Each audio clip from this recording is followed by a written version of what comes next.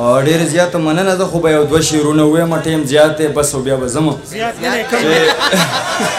کم دی رښتیا ساري شعرونه ډېر وه خیر شعرونه ډېر نه وایم ځکه چې څه بده خبره ده څوک نشو پور کولی او شعرونه دي چې مسافرۍ کې هم مسافرۍ شعرونه دي چې زندګي دغه وه چې ما قدغن وویسته او ته څه خبرې غریبۍ رانه سرمن وویسته د یوې پیغلې د ځوانۍ ازار مې هم واخیسته او له ما نه سا مجبورو هم په بل وطن وویسته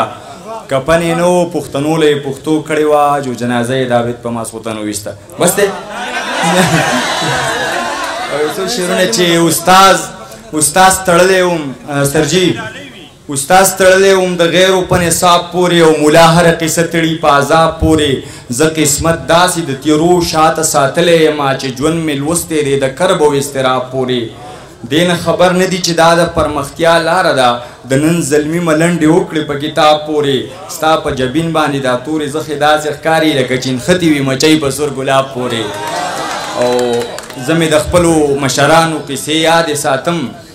بچي خپې د غزوه تر خپل حساب پورې عابد ملنګه د خپل بار نه لاندې وزه ګله خلک تعلق ساتي د جي او د جناب پورې شعرونه دي چې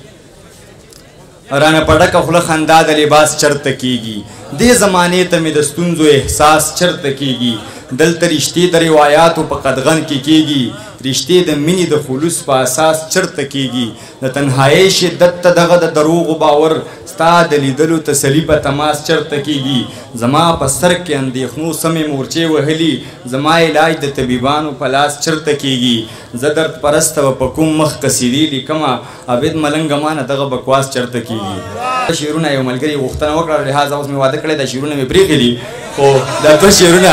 چې صرف دوه شعرونه وخت ډېر نه ضایع کوم ماښام دی او سفر هم را په غاړه دی چې نه ملاقات وخت ومه تېر شومه د هجر شپه ومه طویله شومه پوره 50 زه یارانې مې وکړې پوره 50 ځله ذلیله شومه ډېره